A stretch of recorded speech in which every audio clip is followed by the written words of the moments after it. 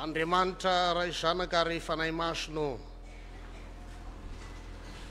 miondrika mimpanetrehitena eto anatrehanao zahay, midera sy makalaza misaotra magnome voninahitra anao fa lehibe sy takatsy ny sainay tokoa ny fitiavanao anay, sy mamety tofoka ianao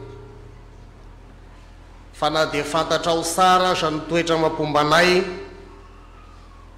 dia omenao tombonandro pahavelomany zahay, karakarainao amin'ny lafiny rehetra zahay,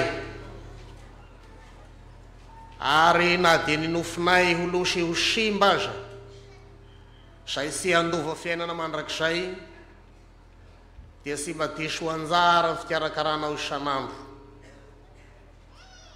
Indrindra moa fa ny fampahirezana sy ny fampiorenanao anay tsara ny finoana an Jesosy Kristy Tompo, say hanitokana nananay fiainana mandrakizay, ka vavolombelona zany ny omezanao ty isan-keritaona fivoriana masina eto amin'ity tombonao ity. Agnaoro miantso anay avy amin'ny toerana misy anay maro samihafa, agnao no mitondra anay eto, ary agnao koa efa mahavonona hare-pahasoavana mba ho zaraina ho anay tsirairay isam-batan'olona.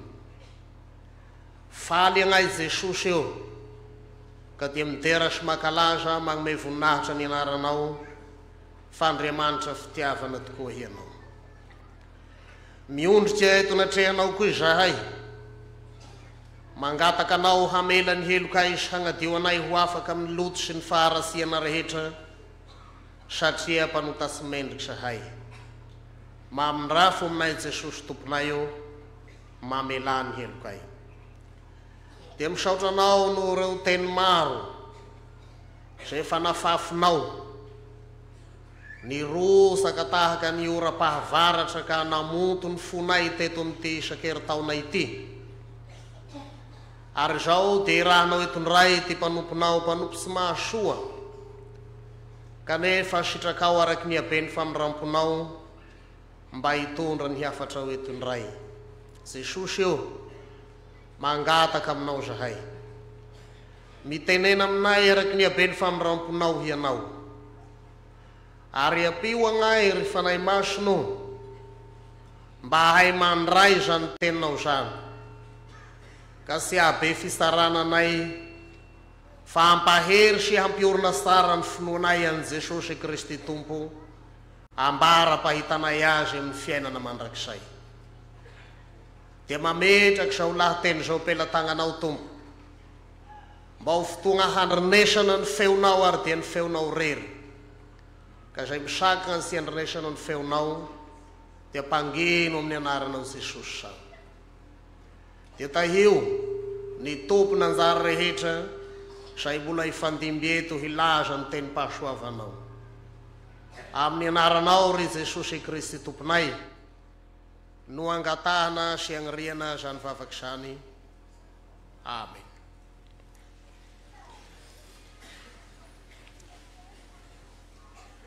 Dia zava-dehibe ry havana na dia averimberina zany fiarahana misaotra an'Andriamanitra no ny agnomezany asika ity isan-keritaona ity indray, mba hiarahasika mivavaka, hiarahana mandre ny tenin'Andriamanitra koa.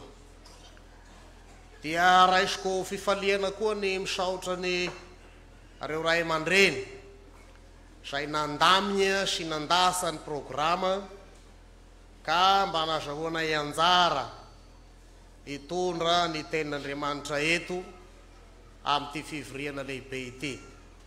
Misaotra tompoko ary dia raisina mpitiavana, mpifaliana, indrindra fa mpanetretena zao anjara tolosay eto izao. Ny mazava ny voalaza amin'ny programa fa lahateny zay mitondra lohateny mazava dia ny hoe ny olona mahatoky sady miaina no mapita ny fampianarana zay voatolotra. io no lahateny zay horenesitsika eto. Ny olona mahatoky sady miaina no mampita ny fampianarana izay voatolotra. Eo amin'ny programa sy misy andiny soratra masina mivatagna fa araka ny fampahafantarana izay nataon'ny tompony andraikitra dia ny perikopany Timoty faharoa toko voalohany andiny fahenina ka hatramin'ny toko faharoa andiny fahenina amby roapolo. Io no perikopa hilomagnosasika amin'ny hiresahana ity lohateny ity. Ka dia tsara raha iny ambany masika egny io. Timoty faharoa toko voalohany moka andiny fahenina hatramin'ny toko faharoa andiny fahenina amby roapolo. Ngoaigna ihany aho satria rehefa nizereko periko nagnaraka ny programa dia saika misy mampianasa azy ampiany. Dia mety efa nisy niresaka azy sady mety fa naisy resaka. Dia miala siny amin'izay efa niresaka fa mety magnosy ny efa vitanareo. Dia miala siny amin'izay vao tena handaminy azy fa mba mety karazana resaka mialoha ihany zany ty ataoko eto ty. Fa izay tena ho resahasika mifatoka ao amin'ny perikopa io dia ity lohahevitra ity: ny olona mahatoky dia sady miaina no mampita ny fampianarana izay voatolotra. Dia fa raha mazavazava ihany anie zay. Ny olona mahatoky dia sady miaina no mampita ny fampianarana izay voatolotra. Dia misy fiteny malagasy ho ny avy navasavana ny raviny ahitana ny fotony. Io mba hiresahako kely ny amin'ny fitarihan-teny farany zay ngamba ny raim-bava amin'ireo epistily pastoraly. Misy epistily telo soroatan'ny Paoly. Dia ny Timoty voalohany faharoa fahanyarin'ny Titosy, io dia omena agnarana hoe epistily pastoraly. Ny antony dia nosoratany manokana ho an'ireo mpitarika na lidera teo amin'ny fiangonana tamin'izay.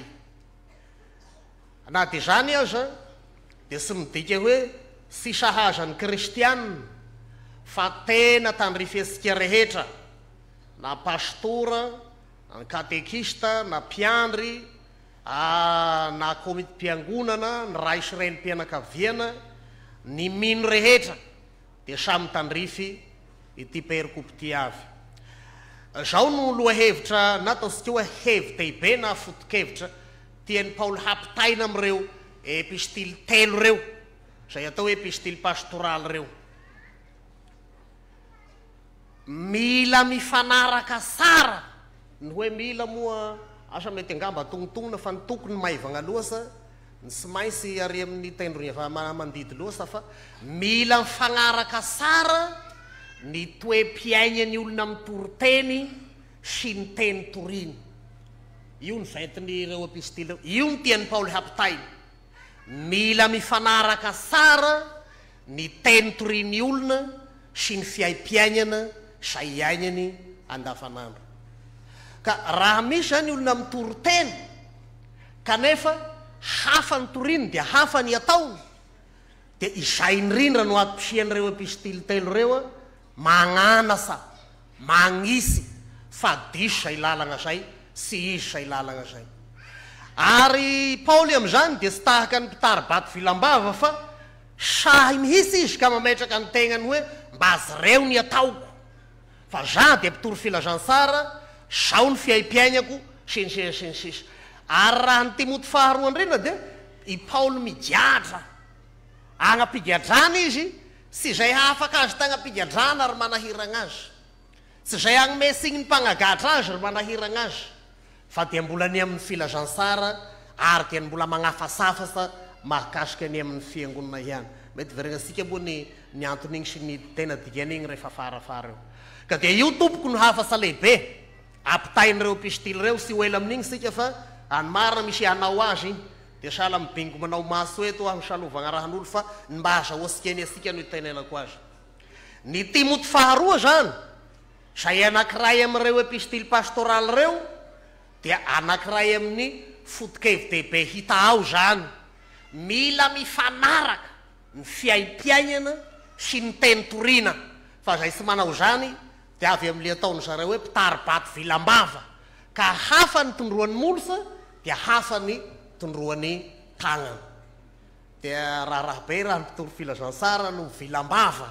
Dia manao sary an-saina moa zay, mpitoro filazansara ny vilam-bava, hafa ny lazainao rehefa ato ambony pilipitra eto, fa hafa ro ataonao rehefa miala teto. Zay le mivilam-bava tianao lazaina eto. Ny Timoty faharoa manokana dia misy hafa sao, araky milasika migadra Paoly, nga manjara ny mpampianatra milaza nigadra taeta amin'ny viana fa migadra fosiny ro anjarako milaza zeto satria ny teko iaviana dia ny anjarasika. Ao ampigadrana izy no magnafasafasa ny Timoty zanany. Ka zao no ventiny Timoty faharoa manontolo. Hafasafara ny Paoly mba haharitra amin'ny filazansara na dia ao anatin'ny fanenjehana sy ny fahoriana azy. Hafasafara ny Paoly mba i Timoty zafady mba haharitra amin'ny filazansara sy hiala amin'ny filazansara na dia ao anatin'ny fanenjehana sy ny fahoriana mafy azy. Dia amporisihiny koa tena haharitra olona mahatoky na dia misy ny fanenjehana na misy ihany koa ny fahoriana. Ary dia mbola miverina ihany maneho ny tegnany ho modely azy ho alaitahaka amin'izany i Paoly ho isika teo, fa na dia agnapigadrana zay izy dia fa mahatonga hafasa ho an'ny fiangonana sy ho an'ny mpiara-miasa aminy aty ivelany. Raha ny anjara toerany toko faharoa andinin'ny voalohany ka hatramin'ny fahatelo ambin'ny folo, zay misy ny andinin'ny faharoa, misy ny teny hita amin'ity lahateny anjarasika ity. Eo moa ko tiako tongavana, satria ny andinin'ny faharoa amin'ny toko faharoa no misy an'ilay teny hoe ny olona mahatoky sady miainy ary mampita ny fampianarana voatolotra. Ka ny toko faharoa andinin'ny voalohany hatramin'ny fahatelo ambin'ny folo zany dia zao, ansoana i Paoly mba haharitra amin'ny asa fanompoana zay nametrahan'Andriamanitra azy. Asoin'ny Paoly, anaran'ny Paoly, atitranteriny Paoly mba haharasa amin'izany asa fanompoana zay niantsoan'Andriamanitra azy zany. Dia agnisan'ny teny ao ny toko faharoa angamba ary vakiko amin'izay amin'ny andinin'ny faharoa amin'ny toko faharoa, zao ny teny ao aminaran'i Jesosy: ary zay zavatra efa renao tamiko teo anatrehan'ny vavolombelona maro dia atolory ny olona mahatoky zay hahay mampianatra ny sasany koa. Io le misy an'le olona mahatoky dia hahay mampianatra ny sasany koa. Dia io no amboarina amin'ny fomba zay mora hazahoantsika azy amin'ny anjarasika etony hoe ny olona mahatoky sady miaina no mampita ny fampianarana voatolotra. Ka le olona mahatoky eto dia zao i Paoly nanolotra ny Timoty, dia i Timoty manolotra azy ny olona mahatoky koa, ary ilay olona mahatoky dia mampita azy amin'ny olona hafa ihany koa. Raha tokoa eto nge hadiniko amin'ny firahana azy agnafarana fa nidikany hoe atolotra zay nomena na ampianarana, io dia le ampianarana, ampinoana, ametrahana tagnana ny Timoty dia atolotra mipasipasy makagny. Tsy misy trotraka, tsy misy very fa ny tena izy. Io no voaray hatramin'izay ary tazomina hatramin'izao. Mba magnarasa ihany amin'ny teny antiny hoe amin'izao dia be ny olo milaza manao agnahy dia nahazo fanambarana tamin'i Jesosy. Ny dia nagnofy 70 andro sy 70 alina dia nahita an'izao. Dia tarie nahazo an'izao sy nahazo an'izao. Fa izao ry hava, zay toeran'ny fiangonana Loterana mandraky ty ny androany dia ilay fampianarana tamin'i Jesosy natolony an'ny Paoly, natolony Paoly an'ny Timoty, ary ny fanolorana hatramin'izay, ary io ny mbola ampianarana fiangonana Loterana malagasy mandraky ty ny androany. Ka agnisan'ny ventiny ty lahateny ataoko eto ty ny magnatitraditra sara sy hiova sa ny fampianarana zany fa ho voatazona na ina fanenjehana na inona fahoriana na inona zavatra miantra dia zao ho voatazony zany. Ary ny ambadik'izay rehetrarehetra zay moa dia ambadik'izay ny ordina siona zay anolorana sy hafa fa lay tena petraka amin'ny fiangonana mba ho voatolotra sara ary ho voatory marina mandraky ty ny androany eo amin'ny fiangonana. Raha io masyry trotraka, raha io masyry mivily dia zao mivadika poizina ka sy mitondra fahavelomana fa mitondra fahafatesana. Zany no ampianaran'i Jesosy asika hivavaka isan'andro isan'andro. Indray mandeha farafahakeliny ho anika amin'ny mivavaka, amin'ny vavaka nampianarany tompo fa ny vety ny hataka voalohany sy faharoa ary fahatelo. Amin'ny hataka nampianarany tompo dia asainy tompo mangataka sika mba hisy mpitory teny marina ary mba ho voatory marina sy madio ny tenin'Andriamanitra, hiasa ny fanahy masina ka ho voatazona zany fampianarana zany tenin'Andriamanitra izany hananasika fiainana, hananasika famonjena. Velako eo ingedilas. Ny olona mahatoky sady miaina no mampita ny fampianarana voatolotra. Io zany ny lahateny. Araka zany dia zao, ireto zany ro valiana eto. Eno sara, ny olona mahatoky sady miaina no mampita ny fampianarana voatolotra. Dia ataoko miara-magneky sika fa mahaliana ny hahafantatra ny hoe ina marina ke le fampianarana voatolotra. Fa izay raika izay dia ny mpanahoriza ny fianarasoagny manao hoe ny lavo samare magnatonga dia ny mariny mitainoa soa atongo lany soa ny sofiny tompo mba hahafantatra lay fampianarana voatolotra. Le fampianarana voatolotra averiko zay mandeha niraisina tamin'i Jesosy, nampitainy tamin'ny apôstôly Paoly ary ampitaina amin'ny fiangonana, nampitaina tamin'ny Timoty ary mbola tazominy fiangonana mandraky ty n'Androany, sy azo atrotraka, sy azo ampiana, sy azo agnalana fa hiainana feno. Iny io fampianarana voatolotra io. Ny faharoa dia zao, rehefa fantasika ilay fampianarana voatolotra dia ozay revasika koa ny hoe iza ary lay olona mahatoky.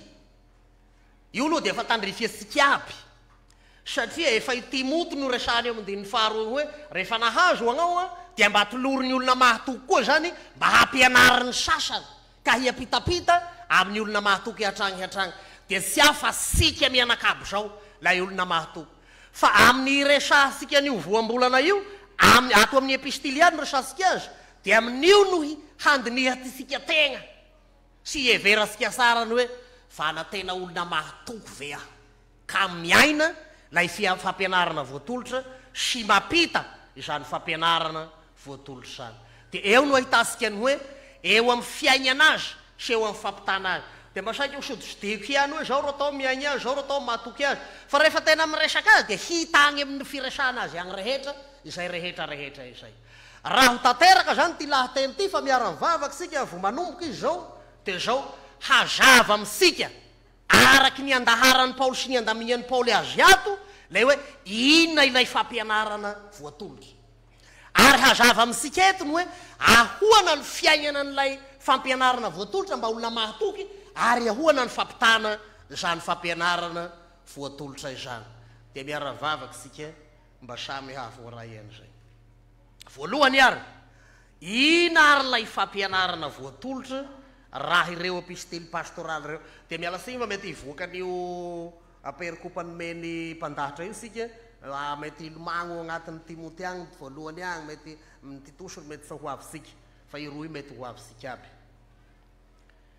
Fampianarana voatolotra inon'io?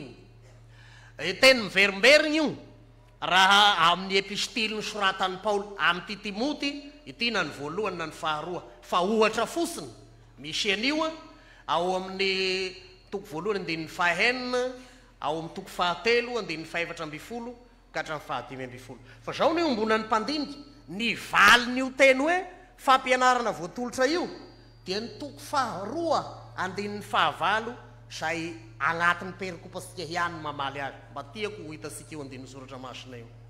Toko faharoa andininy fahavalo, io ny mamaly, io ny maneho ilay fampianarana voatolotra. Fakiko aminaran'i Jesosy toko faharoa andininy fahavalo. Sarovy Jesosy Kristy zay nasangana tamin'ny maty dia ilay avy tamin'ny taranaky Davida araka ny filazantsarako. Amen.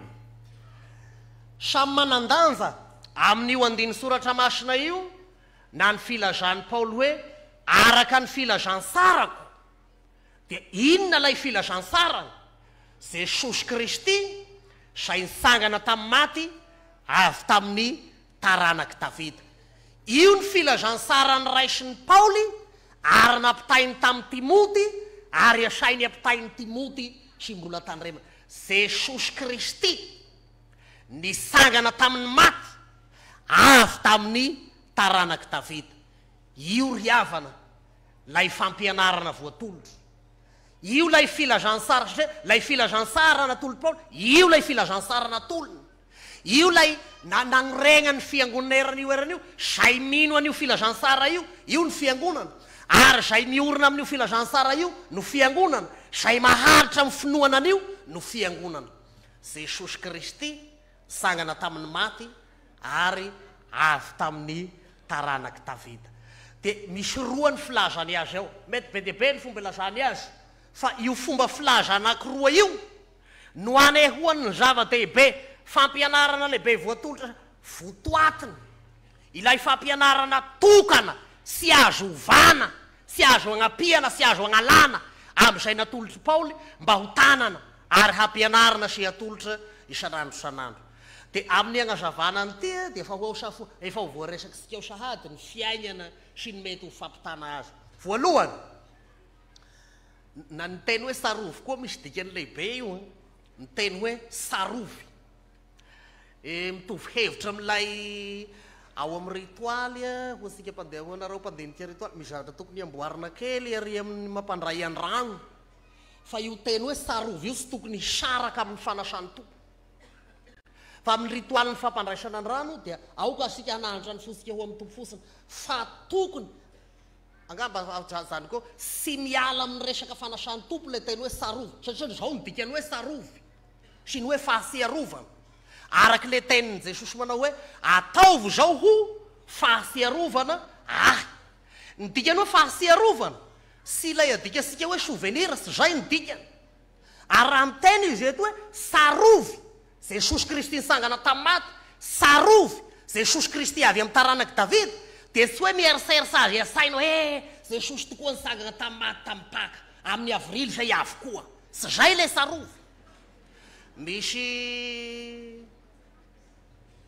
mpifankatia zao hono, afandrasako tety, misy mpifankatia zao hono.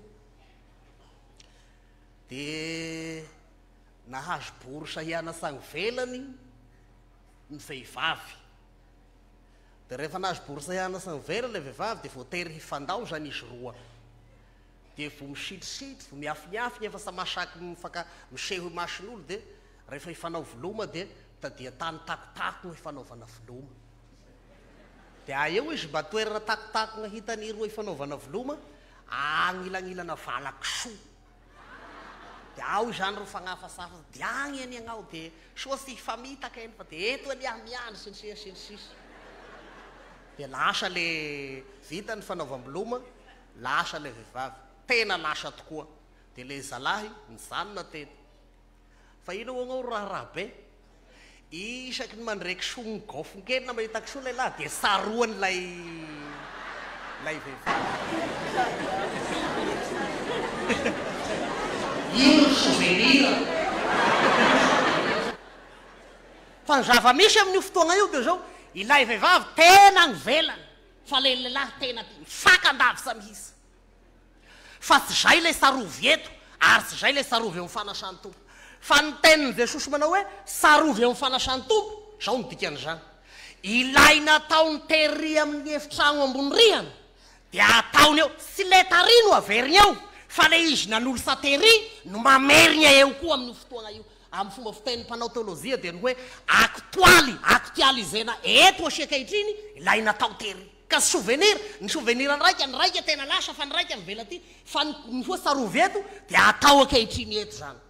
Ka raha magnanasa i Paoly apôstôly, magnanasa ny Timoty, sarovy Jesosy Kristy nisangana tamin'ny maty, sarovy Jesosy Kristy avy amin'ny taranaky Davida zao ataovy aktoaly fiainanao zany Jesosy nisangana tamin'ny maty zany ataovy aktoaly fiainanao ary io lay mahatandrify ny voambolagna hoe miaina lay fampianarana voatolotra inona no ao ambadiky ty teny hoe Jesosy Kristy nisangana tamin'ny maty nahoana io ny sondrian'ny Paoly sy mahagaga fa sy mbola i Paoly ihany nanindriany io fa na i Petera azy ny vainty ny torotenin'ny Petera tamin'ny Pentekosta dia iza Jesosy maty sy nisangana tamin'ny maty io ny niasan'ny fanahy voasindona tao am-pony olona ka 3 no nray nibebaka zany hoe raha mahazo sara ny amin'io Jesosy maty sy nisangana tamin'ny maty io ny olona azo ny sara ao am-pony io lay mahazo fampianarana io ny fiainana ny bebaka ny olo tamin'izay 3 ny ray natao batisa fa ny antony iveregnany ty lahateny ty eto dia ametrahana fanontaniana amiko sy aminao hoe tena finoana any Jesosy Kristy tena saroanao tena aktoaly tena fiainanao andavanandro ve zany Jesosy maty sy nisangana tamin'ny maty zany ary mba zarainao amin'ny fiainanao ve zany ny ao ambadiky ny hoe Jesosy Kristy nisangana tamin'ny maty ry havana dia zao ilazana fa amin'ny fahafenoana amin'ny faratampony ny herin'Andriamanitra miseho sy miharihary hitany masony olona reny sofiny olona raha hitenenana isika raha hitoriana isika ka anambarana fa Jesosy dia nisangana tamin'ny maty dia zao nombarana zany ry havana azy ny hery faratampony azy ny fahefana rehetra dia hoy ny pastora mpianasanay tamin'ny mba nisy fotoana nandalo kely tamin'ny salda tao dia hoy le mpianasanay tamin'izay ny olona izay atao batisa dia manray ny vokatry zany fahafatesany Jesosy sy ny fisanganany tamin'ny maty zany ka ny zava-dehibe voarainy rehefa atao batisa izy dia zao mandray hery sy fifaliana averiko ny ray mandeha mandray hery sy fifaliana io hery io lay lazainy zao natoko voalohany hoe zay nandray azy dia omeny inona izy omeny hery ho tonga zanak'Andriamanitra zareo fa noa hery raha mijery ny baiboly sika dia eo ambany eo lazainy hoe anarana sy fahefana io lay hery io agnarana ataosika tanymena sika tamin'ny batisa io agnarana feno hery sy fahefana io eto dia mba magnarana samy mampianasa ihany aza dia mety hitondra agnarana samy famaty samy nanaovana batisa anao fa io agnaranao tamin'ny batisa io agnarana nomen'Andriamanitra anao agnarana misy hery agnarana misy fahefana zany zava-dehibe io ary nomena fifaliana koa isika samy nomena asika zany na ny hery na ny fifaliana koa ny finoana ny Jesosy maty sy nisangana tamin'ny maty dia teo amin'ny batisa ny nandraisanao ny vokasoany zany teo amin'ny batisa zany no aktoaly aminao ary ny fiainanao isan'andro ny batisa ny maha-aktoaly zany amin'ny fiainanao ka anagnanao hery sy fifaliana fanontaniana manana hery sy fifaliana va ianao ry havana manoloana ny fanatrehana fanenjehana sy fahoriana zava-sarotra indrindra no amaitrahanao fanontaniana ka ampiharihariana zany hoe mba manana zany hery sy fifaliana amin'ny toetra ato anatiko zany va satria io no nisy fagnomezan-dehibe amin'ny Galatiana 5:22 izy dia hitariny Paoly koa ny filazana azy ny vokatry ny fanahy dia zao fifaliana fiadanana fitiavana faharim-po fahonona tena sisisy mety veregnatsika kely rehefa faro fa olona manana fagnomezan-dehibe ny olona izay nandray any Jesosy maty sy nisangana tamin'ny maty manana hery ary manana fifaliana ka na dia manoloana fahoriana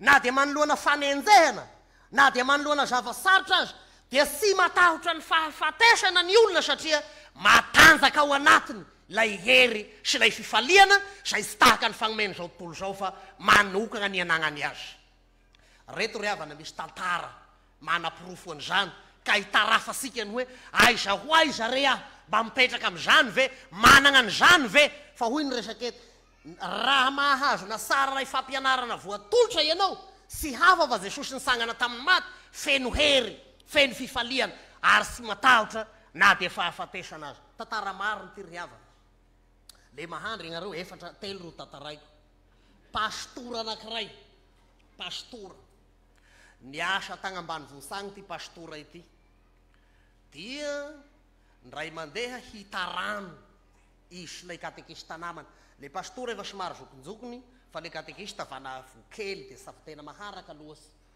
rehefa nitarano i mianaka dia zao zavatra sapa rehefa avy tegny nivorano tegny hoy ilay katekista misy hazo maragnitsa to datapasa hazo maragnitsa zay sahala moa misy hazo miorina zany dia maragnitsa ny lohany misy hazo maragnitsa to datapasa da datapasa fa mahalala fa io toerana misy voay dia izy tandrifia ao izy dia nalefa ny datapasa ny tongony nataony ao efa sao koa lay hazo maragnitsa dia datapasa zany mahalala fa voay ro tao fa ilay katekista ina ny fahalalany azy hazo maragnitsa ro ao dia hoy pastora am'izay rehefa avy eo eto ro iasa lay hery sy lay fifaliana rehefa manoloana ny zava-sarotra no agnontanianao tsara hoe ao aminao vai lay hery sy fifaliana dia hoy pastora satria zao ny fandehana izy mahalala voay zay ka ny fomba ny voay tsy mihinanao agnatin'ny ranobe fa mamonjy ny olo tafita iry amin'igny fotoagny hiapita igny dia eo am'izay no karapahany am'izay eo am'lay hiapita eo raiky zay faharoa i pastora koa ry mahalala fa izay tavela fara zay raha matany vai fa mitaloha avelany andeha dia metra-panontaniana le hagnao rapasy tamin'io iry natao aloha eo aniry sapasika azy fa rehefa samy mihira via Jehova tomponay eto taoko mitovy nefa mamilamy asana am'izao ny fiainana fa rehefa tozy zava-sarotra indrindra no ahalalana sarany hoe hatraiza ny fahalalanao sy ny finoanao ary ny fitananao le mahaky toaly eo aminao zany Jesosy nitsangana tamin'ny maty zany eo no ahalalana azy satria miary safahoriana io no isany magnodidy ity epistily pastoraly ity dia hoe pastora tamin'ny katekista andao ingiahy aloha tantara marina zany tamin'ny hoan'ny olo sao dia misy mahalala amin'ny faritsy fitondroana amin'igny fileovana ino misy ty district ny Kialamavony agnasimisimin'ny Kialamavony agny misy an'izany andao ingiahy aloha ino ny dikan'izany efa manolotra ny tegnany hoan'ny Jesosy ho maty any pastora am'izany afara ao efa manolotra dia androany any farany Jesosy dia nandeha fa ino agnareo ny tantara nisy tantara marina manko ty fa raha saforona amin'igny farsa igny izy dia misy amboahaolo mpihinana zanak'omby dia sendra tamin'ity fotoagny ty indrindra mandotsy dia rehefa mihinana zanak'omby le amboa dia le amboahaolo dia tijorony olo maro dia tamin'ity fotoagny ty indrindra nisy amboany hinana zanak'omby dia nitijorony olo atao reo manakaiky hiho eo amin'ny fisakanana fitana indrindra lay amboahaolo nisitika teo dia iny riatany voay avy atragny dia rosony voay fa nahazo azy anao misaorany zanahary mianaka sy tafita teo asa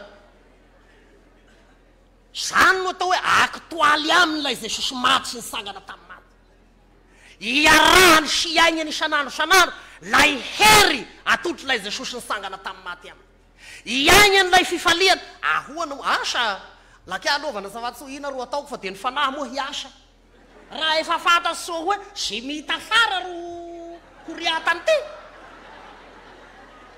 fa milaza aminao eto androany ry havana zany no atao olona ny ray filazantsara ary zany ny pastora modely ary zay nitoriako azy ho retany rendagnitsy ataoko ohatsy eto androany io no nahazo lay heritsy lay fifaliana satria fatany tsara fa raha nalefa ny aloha lay raha ataony agnafara lay katekista ina ny dikan'izany fa firy ny mpanao an'izany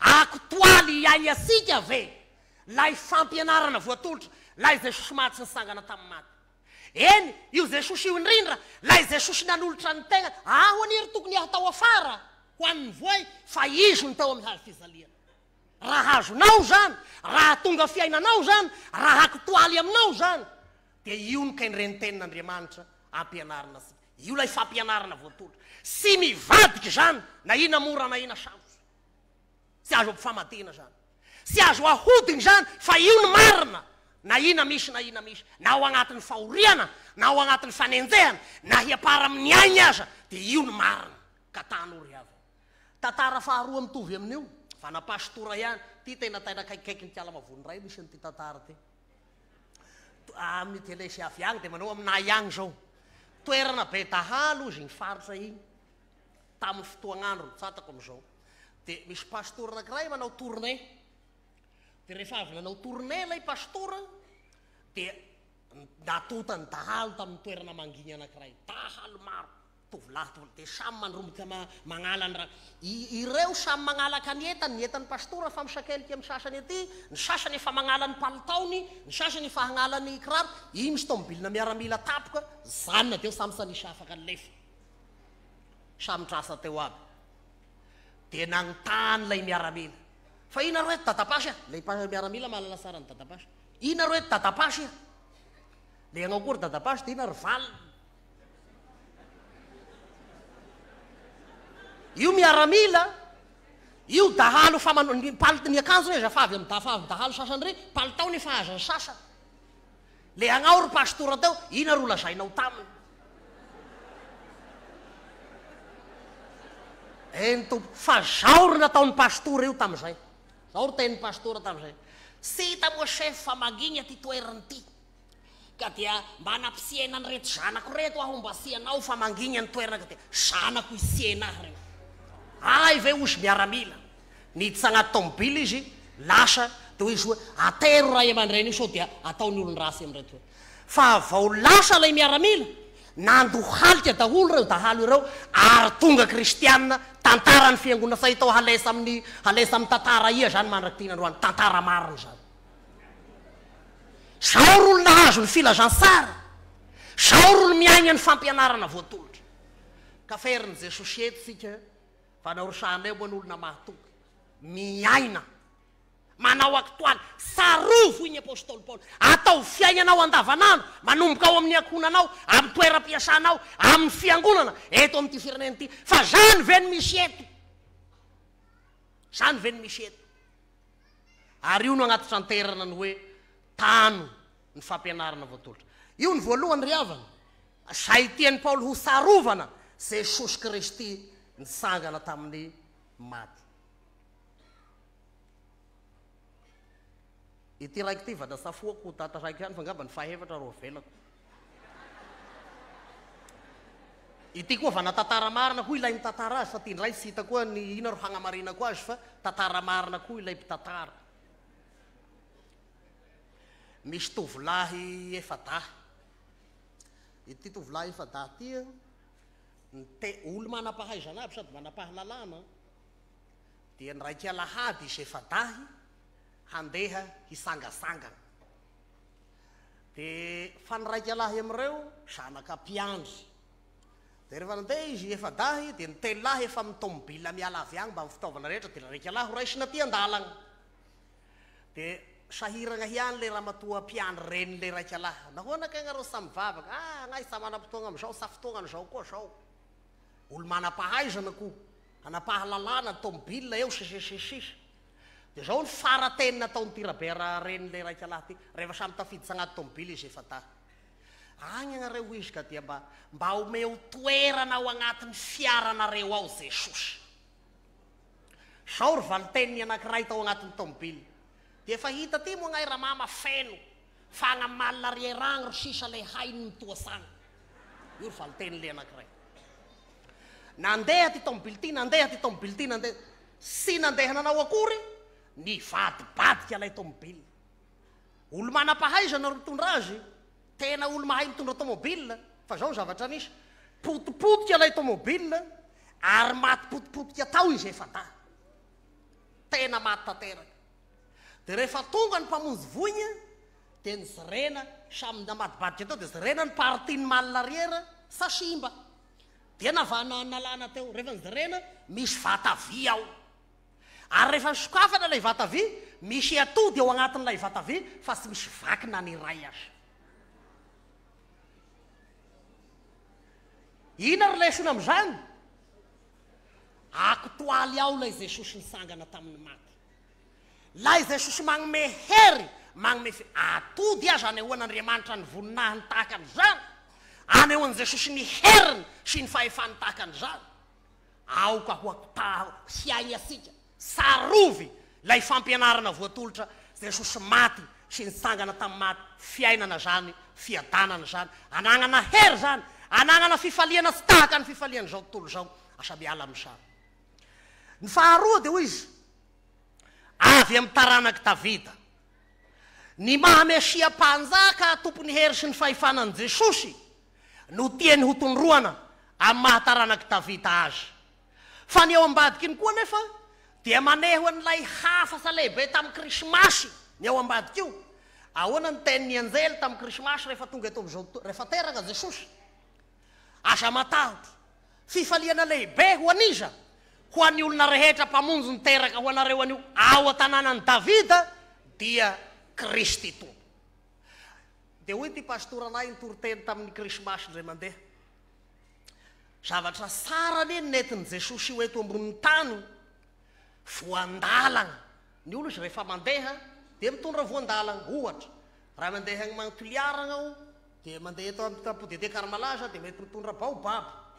Raha atao tagny Norondavagna ao dia safatako mety mitondra ina angamba, mitondra kily. Raha tagny Majengagna ao volagna Novambra dia mety mitondra manga sy ny sisa.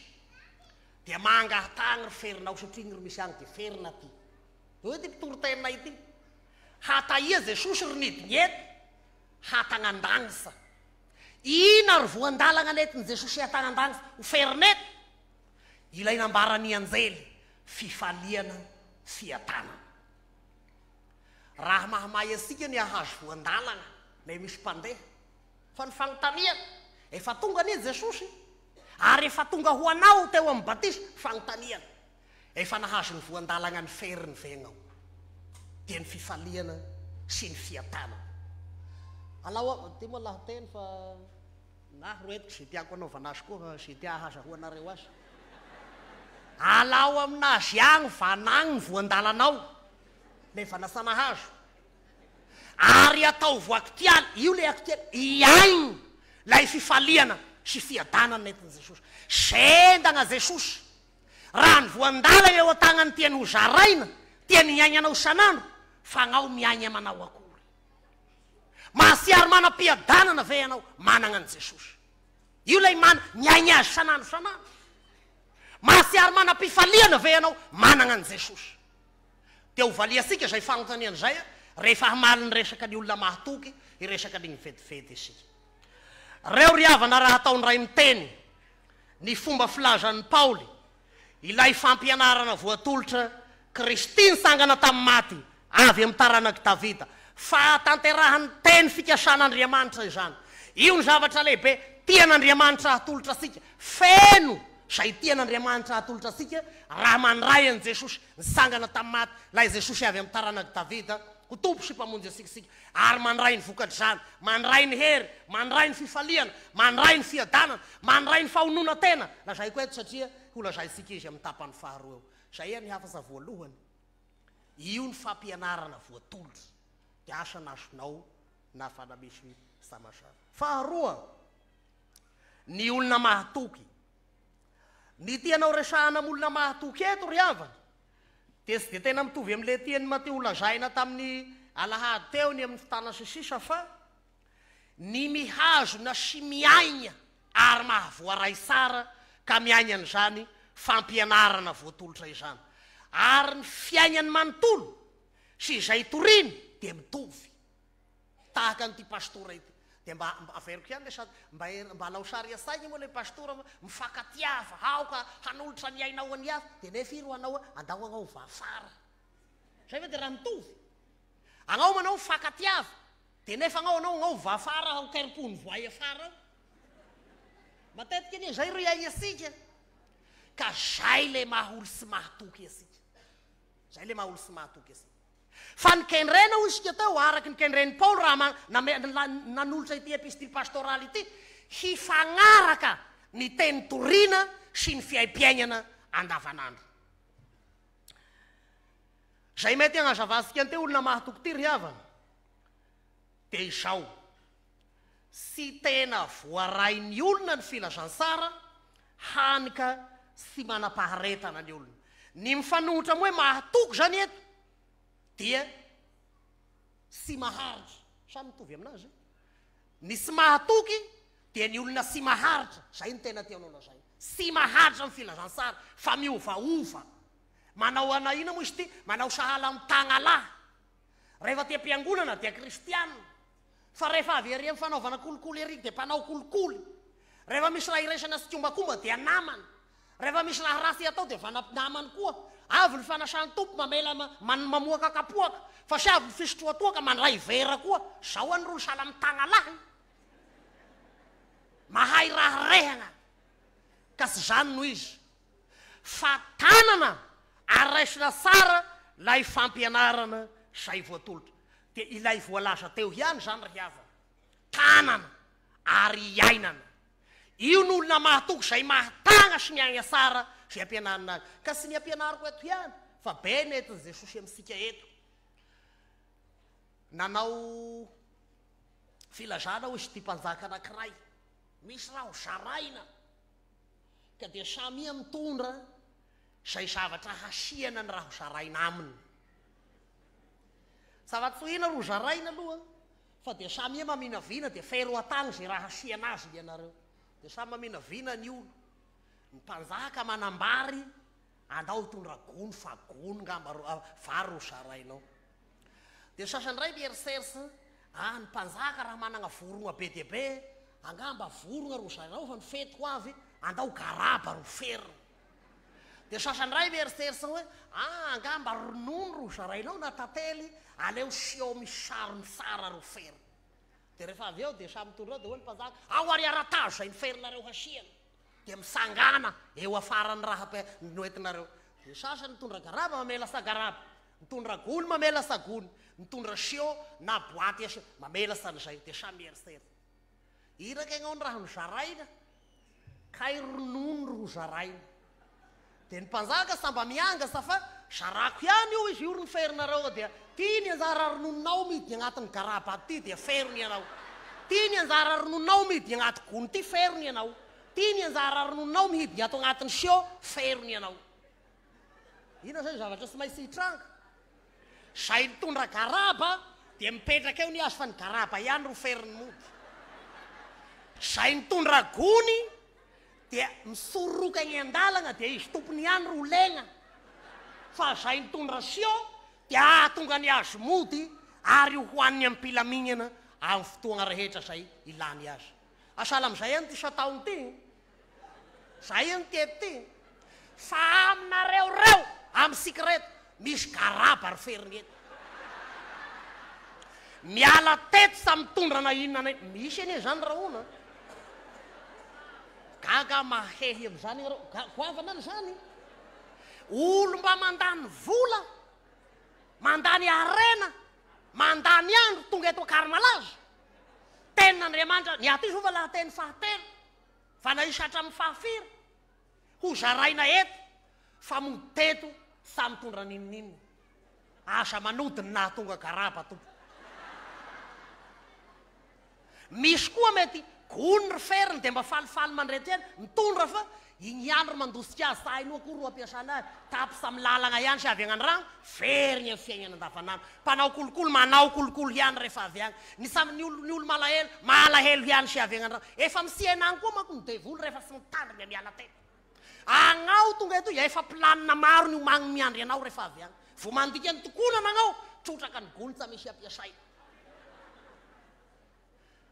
tehirizo ao amin'ny sio voasarona tsara ny fampianarana voatolotra, io ry havana sy miova hatramin'ny nahafatesany Jesosy tao amin'ny fizaliana, nanomboan'ny Petera ny tory an'io, nanomboan'ny Paoly nagnazavany io, nanolorany eo ny fiangonana, Jesosy nitsangana tamin'ny maty mitondra fifaliana sy fiadanana ho anao, mitondra hery ho anao, io sy miova aoka ho aktoaly ho fiainanao zany, tahirizo ka na inona midona na inona miantra amin'ny fiainasika dia tano ary agny eo amin'ny fiainana andavanandro, izany n'olona mahatoky, hita eo amin'ny fiteniny andavanandro, hita eo amin'ny asa ataony andavanandro, hita amin'ny fifandraisany eo amin'ny fiarahamonina, hita eo amin'ny adidy sy andraikitra taona, maha olona nahavoaray ny fampianarana voatolotra azy, olona miaina zany fampianarana zany ka ny fanaovany azy no amakiany olo azy, sahirana ny olo mamaky asika lay hafa ny raha lazaisika, hafa ny raha ataosika, hoe ny olo nina ro atao, zay lazainao ve zay ataonao, sahirana ny olo ka fairo amin'ny sio tahirizy tsara ampiasao amin'ny fotoana rehetra, ataovy mahenina mandrapody eto koa miery taona homeny Jesosy aina vaovao ho ferina amin'ny makivaky sao fiainana sao feo sy miova fa tanana mandra-piavin'i Jesosy eny amin'ny raha ololanitra sao no olagna epistily pastoraly altsika sao no olagna ka miteraka ny mahatonga ny olona sy ho mahatoky ry havana reto misy andony soratra misy taratasy mety hotatsiagny rehefa avy eo fa misy andiny soratra masina visivisy reto ilazany Paoly io le sika manana finoana sy Andriamanitra ry nanao an'io toko faharoa andiny fahasivy dia lany tsara hoe izay nataon'Andriamanitra dia manana fanorenana mafy dia ny anagnasika finoana zany toko fahatelo andiny faefatra amby folo ianao mahareta am'izay zavatra nianaranao sy nampianaranao mahareta ka ny tenao mahareta dia ny mba sy hialanao satria misy antony eo le antony lazaiko magnaraka eo andin'ny fahafito toko faefatra andin'ny fahafito niady tsara nahatateraka ny fiazakazako a nitahiry ny finoana io le lazany Paoly ny tegnany io modely satria hoy ny presaka hoe hoy ny mpandinika hoe i Paoly manorasa io efa miandry ny tegnany ho maty amin'io ary io mahatonga azy hagnafasafatsy anao ve mba mahasaky miteny an'izany mba miady tsara va ianao mba maharitra amin'ny fiazakazahana va ianao mba mitahiry ny finoana va ianao fa io ny ilana haretana ary zay no hitahirizana tsara zay natolotra arak'ilay fangoarana zay ny resako teo fa reto no mifanohitra amin'izany ka mahatonga asika sy hitoetra ao amin'izany filazantsara izany amin'izany fampianarana voatolotra izany ka hitoerany hery hitoerany fifaliana hitoerany fiadanana sy ny fahonona tena ny fosika misy antony telo reto ny anankiray voalohany dia hoy ny toko fahaefatra andininy fahafolo zao moko ry mahavoanareo izy tia izao tontolo zao ianareo tahaka ny Demasy misy lehilahy anakireo tao hoe Demasy izay mba isan'ny mpino isan'ny kristianina ihany fa tia izao tontolo zao i Demasy ka dia sy naharitra amin'ny finoana asa ry havana nyreo aby sika sao dia misy efa voasaringotra ka tia izao tontolo zao raha mampalahelo an'ity ry havana fa kio sika ny Timoty voalohany toko fahenina manomboka eo amin'ny andininy fahasivy hatramin'ny fahafolo Timoty voalohany toko fahenina andininy fahasivy ka hatramin'ny fahafolo zao ny fomba filazan'ny Paoly ny olona zay satria ny atao zao tontolo zao dia ao ny harena ao ny voninahitra ao ny laza sy ny maro samihafa raha sy hiteny sika afa-sy ny harena zao ny filazan'ny Paoly azy eo andao mba vakisika Timoty voalohany toko fahenina andininy fahasivy hatramin'ny fahafolo amin'ny anaran'i Jesosy ary zay tahana-karena andao mahiaraka mamaly sika mamaky sika samagnahy dia lasaka amin'ny fakapanahy sy ny fandrika ary ny filana maro sy misy antony sady mandratra zay mandetika ny olona amin'ny fandringanana sy ny fahaveresana fa ny fitiavam-bola no fototry ny rasy rehetra koa ny sasany zay fatra-pitady izany dia efa voavily ny ala tamin'ny finoana ka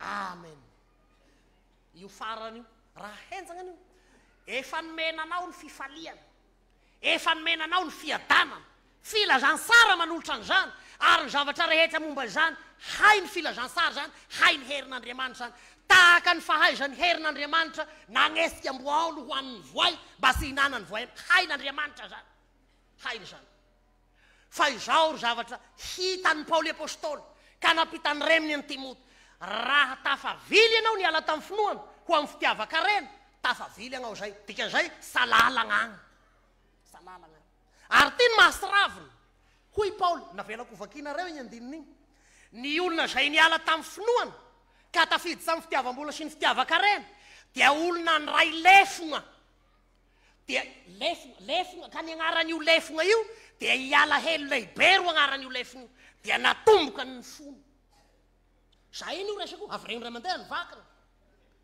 fa ny fitiavam-bola ny fototsy ny rasy rehetra koa ny sasany zay fatra-pitady izany dia efa voavily ny ala tamin'ny finoana ka nanindrona ny tenany tamin'ny alahelo lehibe iry nagnalaka lefogna ka nanondrongany tegnany alahelo lehibe zay ry mahavoan'ny kristianina maro sa mety hiagny sy mety ho mahatoky amin'izay natolotry ny tompo satria te hana-karena ka tonga eto akary-malaza dia io ry zavatra hitan'i Jesosy samba mangatako mba meo fifaliana mba meo fiadagnana fa dia zao vokiso harena agnay meo an'tito agnay meo an'tito ka lehy ny olo te harena.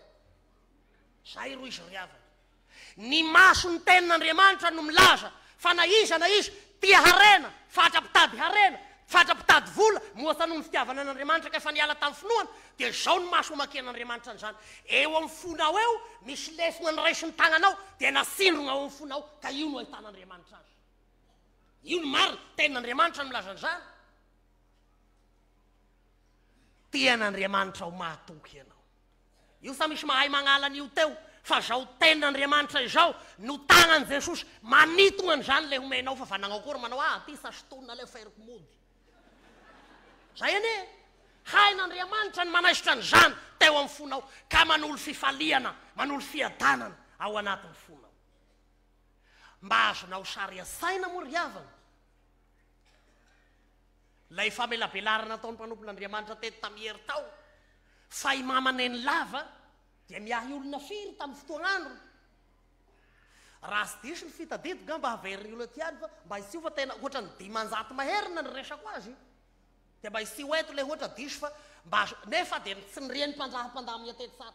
Sy manam-bola io, sy miliardera io, sy manana loharanom-bola ia, sapandray vola sambolagna ia. Fa olon'iza mahatoky lay fifaliana sy lay fiadanana ao amin'i Jesosy.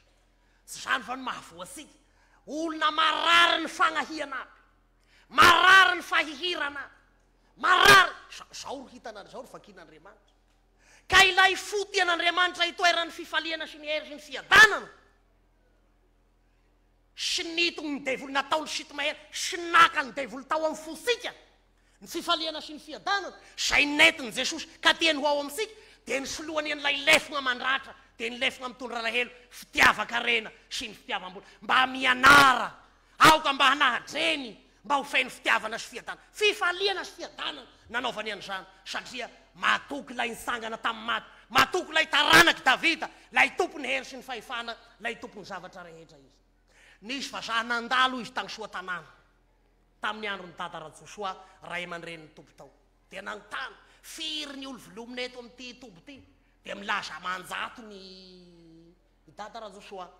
Dia rehefa avy eo dia nanontany le vazaha ina zany ry foto-drafitrasa lehibe amelomanareo an'izany olona be dia be niagny eto amin'ny tombo zany. Dia atika miteny vazaha moa izy satria Dada Rajosoa mety satehandao azy miteny fransay dia hoy le mpandeha eo hono hoy izy Dada Rajosoa ina hoe ry foto-drafitrasa amilomana n'izao olombe dia be anjatony eto amin'ny tombo lehibe Soatanana zao.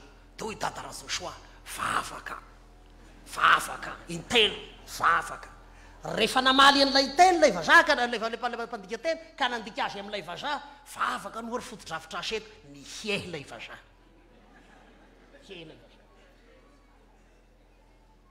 Asa fa namatoky ny heriny vavaka ve sika tompo fa namatoky ny fiakinana amin'Andriamanitra sy miovana io tompo sy miovan'Andriamanitra aoka ho vakina aoka ho fiainasika zany ary aoka ho vakina mazava eny amin'ny fiainasika zany fiainana zany. Tia izao tontolo zao sika hanika mipetraka olona sy mahatoky ka sy miaina lay fampianarana voatolotra sy hita eny amin'ny fiainasika zany. Androany tiavan'i Jesosy hagnambrotana zany rehetra zany ka hameregnana zay rehetra netiny ho anao dia ny fifaliana sy lay fiadanana sy azo izao tontolo zao esorina sady sy tahaka ny fanomeny zao tontolo zao. Ny faharoa dia ny fahoriana. Rehefa tonga ny fahoriana dia maro ny olona ny miala dia mety miteny sika hoe tamin'ny fiangonana voalohany nandroatany Paoly ny teny fahoriana dia tena henjagna tadidiko sara misy mpampianasa taran'ny fiangonana tamin'izany hoy izy tamin'ny andro mifanenjehana agnisan'ny bibilahy tamin'ny fanenjehana tamin'izany Néron miala sika ilay misy taranagna eto olo tagny Romagne moa zany tena bibilahy tamin'izany fotoana zany ary Néron olo nalaza misy hoe olo tena liany ra io ny fanehatra amin'ny fiangonana io ny manohitra ny fiangonana agnisan'ny mety mihegna reo fa tena gravy misy an'izany hoe i Néron izy lefa malaikomana hidiny vavominy sadia mahinakanina loasy dia zao ro ataony i raha ny miaramila magnalaka andevo anankiray tamin'izay dia somindaina sala mamono omby io le andevo eo anatrehany i mipetraka amin'ny sezany ry dia vonoana le andevo dia misidiny ny rany dia mifanitona sala amin'ny akoho maty io le andevo dia misokatra ny vavony Néron dia hoe ryso sakafo amin'izay tantara zany tantaran'ny fiangonana zany biby olona tahaka an'izany no ny fanehatra tamin'ny fiangonana tamin'ny fotoagn'andro natao nangiry-firy ny fiangonana ny olona tamin'izay fahoriana hiatra tamin'izay ary ity kristianina zay resahany Paoly eto ity tandremany Ropa tandremany Timoty dia tena ny aina tamin'izany hoy ty mpampianasa anankiray hoe raha trasagno satria tamin'izay moa teny roa ihany Jesosy ny tompo na voaozona Jesosy zay manao Jesosy ny tompo dia mizaly izy fa zay manao voaozona Jesosy dia afaka izy dia mety hiteny sika ankehitriny satria sika io mba dinisora teny ra mampierisery mety hiteny mba atao koa voaozona agny Jesosy dia mibebaka sy ateo